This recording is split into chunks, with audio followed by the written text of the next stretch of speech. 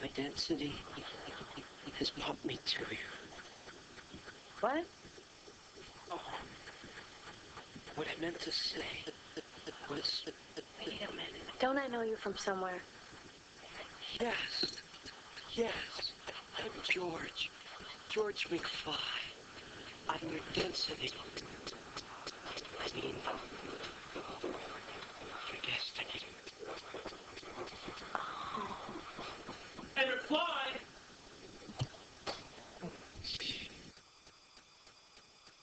Alright guys, I'm not sure how the audio was going to go on that clip, but I just thought you should get a little piece of classic American cinema with the density scene, because today's topic is density curves.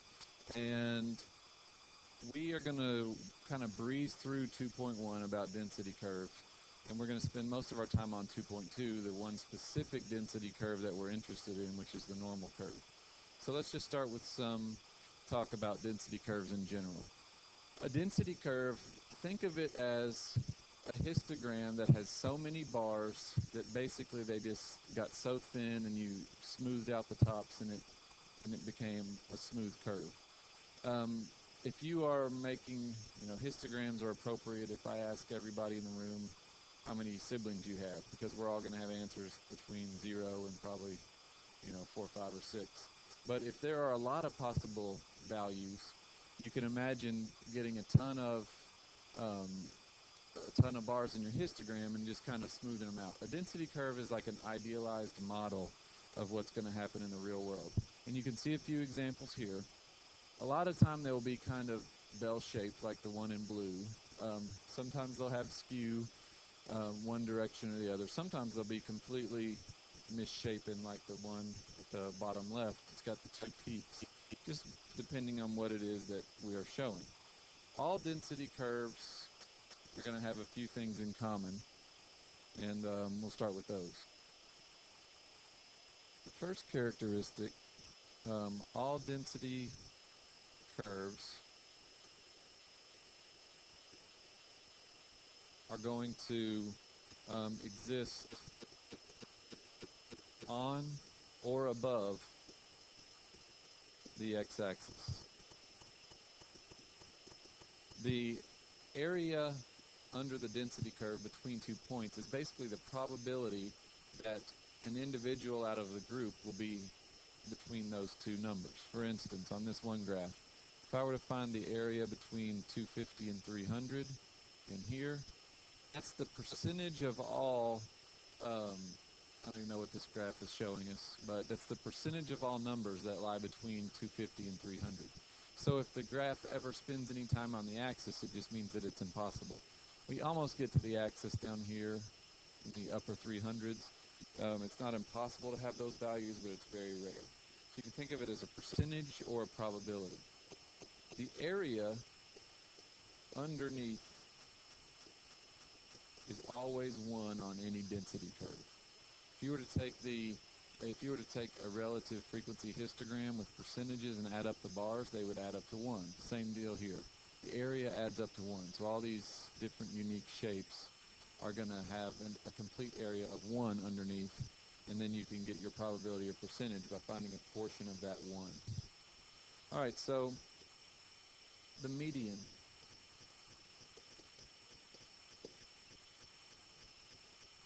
The median is going to be the line or the place where you have 50% of your area left and right, and that just kind of makes sense because you know what a median is.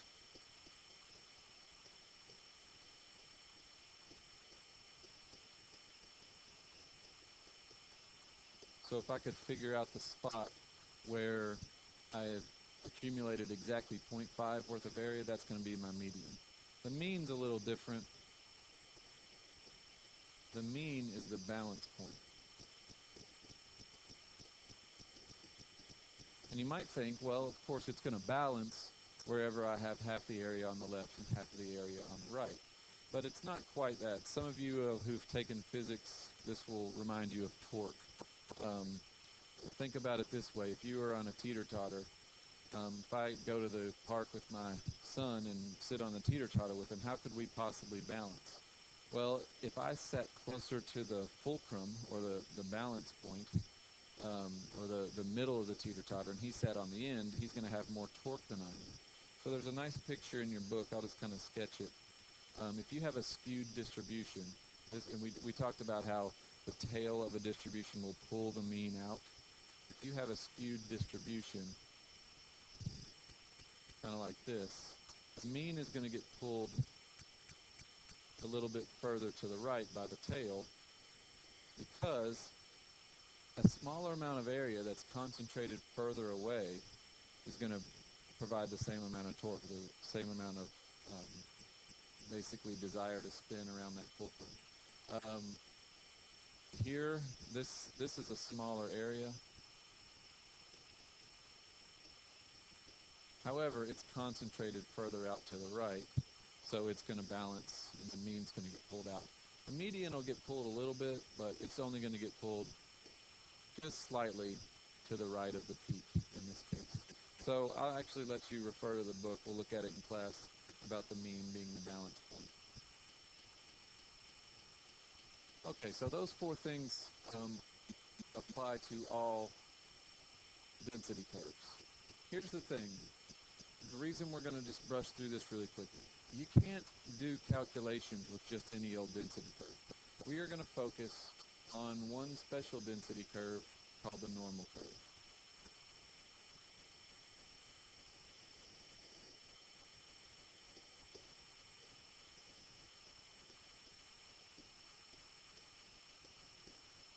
Okay, so you might have heard the expression bell curve or normal distribution or something like that. That's what we're going to spend a little bit of time now and the entire next semester relying on, the fact that certain things act in what's called a normal way. So let's just start with a picture. A normal curve is a density curve, but it's symmetric, right? It's nice and neat. It's a single mound and everything lines up nicely. The mean and the median, by the way, are right in the middle of the normal curve. And here's where standard deviation starts to play a very important role. We're going to draw lines in our normal curve, one about right there, 2 and 3. And that's going to pretty much sum it up. Those distances are one standard deviation.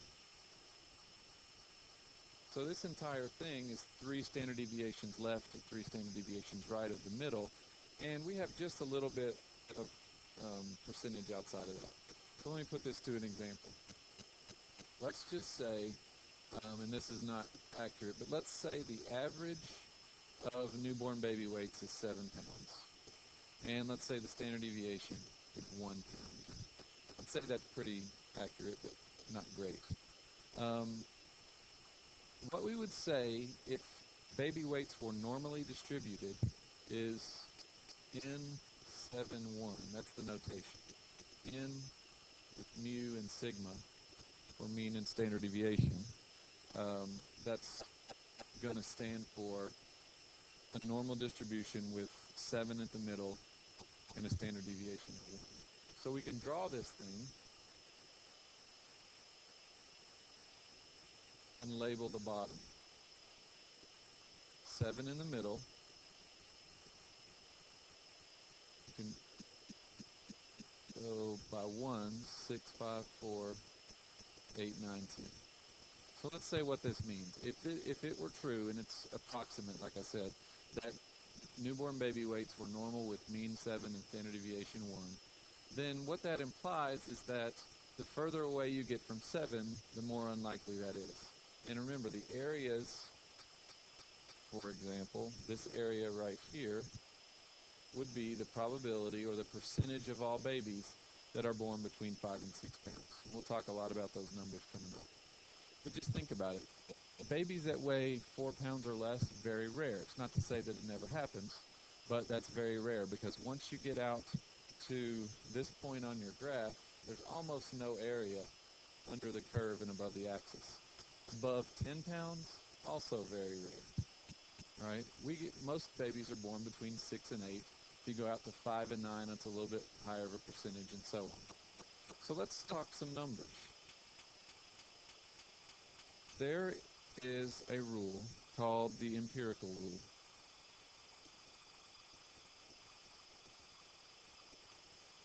Sorry, my spelling was off there. It's empirical, E-M-P-I-R-I-C-A-L. And our book calls it the 68,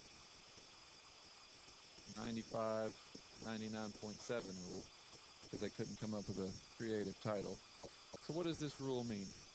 What this means is as follows. In any normal distribution, like the babies, or like whatever, like the heights of all the pine trees in the forest, or like the grades on the ACT of everybody in the country, or whatever it is that behaves in a normal fashion, within one standard deviation of the mean, we have 68% of all outcomes, of all measurements. If it's truly normal, then this is the case. So assuming my baby rule was accurate, then 68% of all babies are going to be born within the range of 6 to 8 pounds. Okay, next step out takes care of the majority, 95%. And these values, by the way, might be a little different. In problem stats, you might have learned 95.4, but our book goes with 95, and that's acceptable. What this tells me is that 95% of all observations are within 2 standard deviations of the mean. All right, for baby weights, that would be 5 to 9 pounds. And go out another step. 99.7 are within 3 standard deviations. This is why our bell curves only really go out 3 steps. And you leave a little bit of space between the graph and the axis, but pretty much all are going to be within 3 standard deviations, which means 99.7 or 997 out of 1,000 babies are between 4 and 10 pounds. So if you watch 1,000 babies get born, then only 3 of them would be less than 4 or over 10, if my model was correct. All right? So that's called the empirical rule. It just gives us an idea of not only how rare is it to be outside these certain limits, but gives us a number to it, not just to say it's rare. So the last thing I want to do on this video is to break down this a little bit, this graph a little bit further. Make sure you get this on your paper, your notes.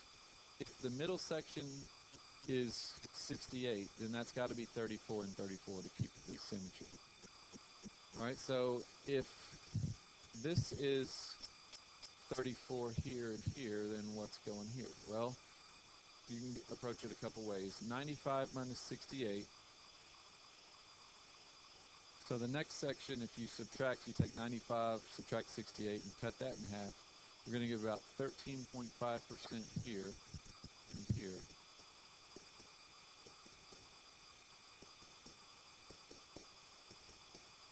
All right, that leaves about 2.35% here.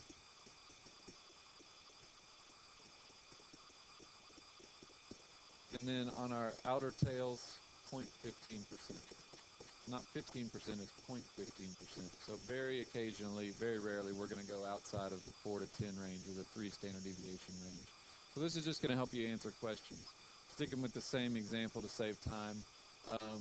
You know, my baby was born, he weighed between 7 and 8 pounds. What's the probability that happens? 34%. All right, so what we'll work on in 2 is getting any values, not just at the whole numbers or at the complete steps. But for now, we'll just use the empirical rule to answer some questions. So this is our first dive into the normal curve, a very, very important curve for us. And I will see you next time. Young out.